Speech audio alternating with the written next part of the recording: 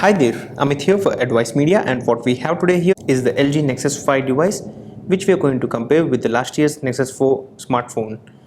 So here, as you can see, we have the white edition of the Nexus 5 that's from LG, and Google has introduced this one with the 16GB and the 32GB variants starting at $349, and the second one is available at $399.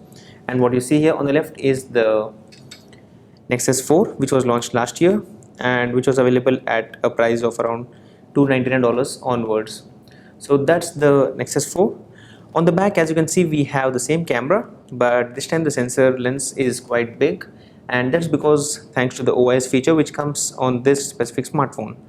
Now, before I start comparing, let me just tell you that right now on both of these smartphones, I am running a benchmark test to show you the current temperature of this device and also check out the internal temperature.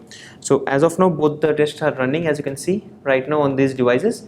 Let me just check out the temperature of both of these smartphones. On the left, we have the Nexus 4. So on the front of Nexus 4, the temperature is around 45 to 47 degrees. It goes up to 47 degrees. Let's check out on the back. It's going up to 48.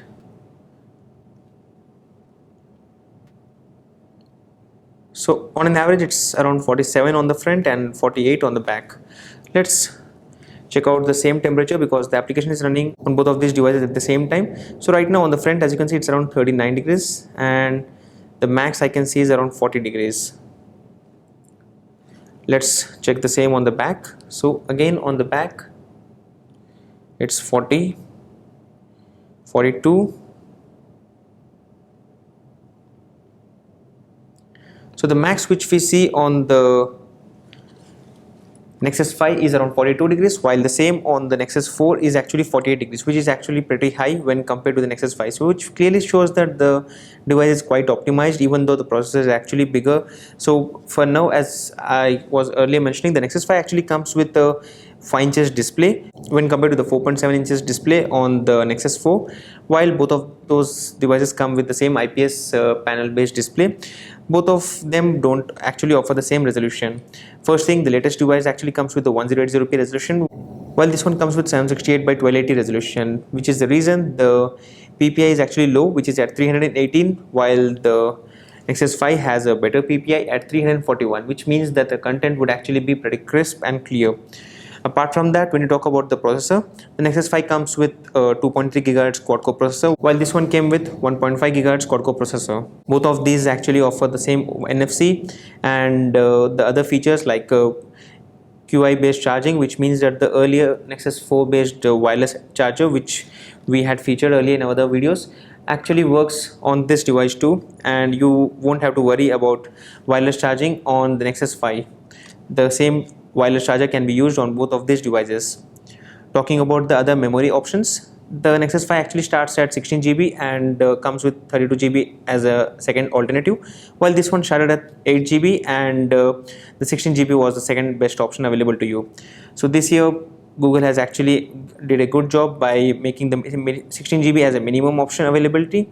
And also talking about the pricing part, the pricing has also been on the same levels as the last year, while the performance has been better. And talking about the other features, when you say about the battery, the Nexus 4 came with 2100 mAh of battery capacity, which was actually not pretty good because when I was using this device, I found that it was not up to the mark. It used to go down after around 10 to 12 hours of usage, but the Nexus 5 is claimed to be a better device in terms of the ANT feature, and apart from that, it's actually optimized, but we can only know once we start using it. As of now, I am able to use it for around 24 hours, but again, that doesn't include a lot of browsing and video browsing and doing a lot of other activities, because this is not yet my primary device. The Moto X is primary device as of now, so I cannot judge on the basis of battery. But apart from the talking about the numbers part, this comes with a better battery, that's 2300 mAh, while the Nexus 4 comes with a battery capacity of 2100 mAh. And you need to make a note that this doesn't support full LTE, but the Nexus 5 actually supports full LTE. So there are many plus points when you talk about the comparison point between the Nexus 4 and Nexus 5, and officially the Nexus 4 is actually discontinued from the Play Store, but again it's still available on Amazon and few other stores. If you want to purchase one of these, you can check out the links in the description area below. And apart from that, when we talk about the device display, the glass panel is actually Corning Gorilla Glass 2 on the Nexus 4, while this one is actually more stronger and more stable because it comes with Gorilla Glass 3, which means that you don't have to worry about any issues on the display part. It's quite strong. You don't have to worry about normal drops. It's kind of pretty strong device.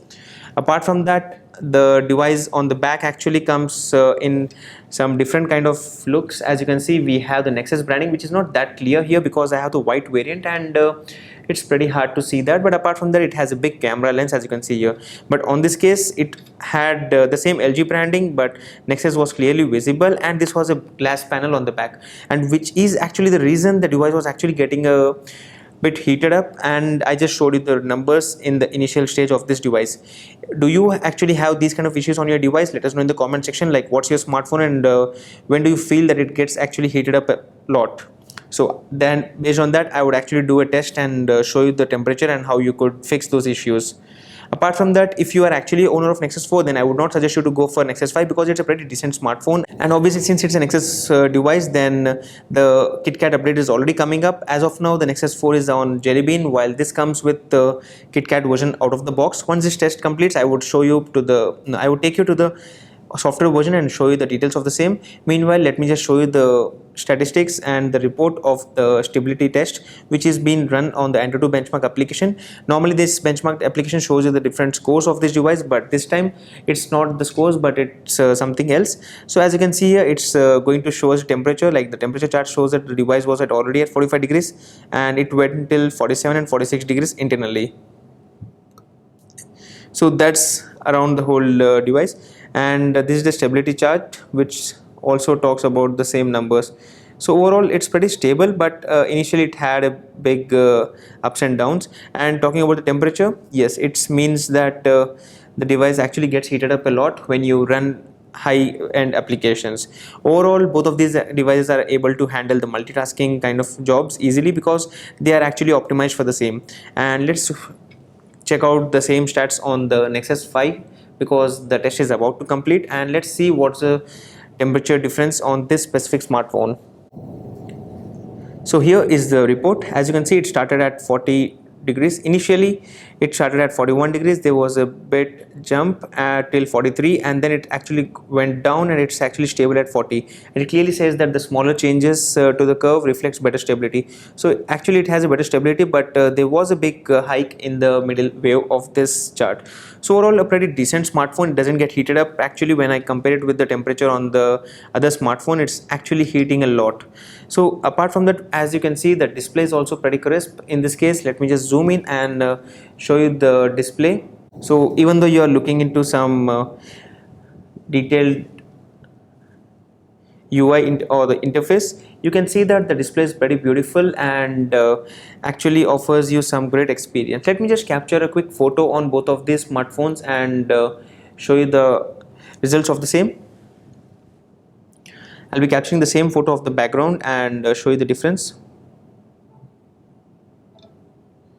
So that's the photo which was captured on this device, and it's here. Let's capture the same photo with the Nexus 4 and then compare the results of the same.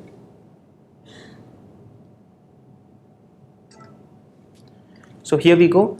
Let's keep both of these devices side to side and then check out the results. So as you can see clearly that the display on the Nexus 5 is quite vibrant. You can see that it looks pretty neat, and talking about details, you can see that it's a lot grainier in the Nexus 4, while it's more the depth of field is actually better, and you can find it pretty natural in this case.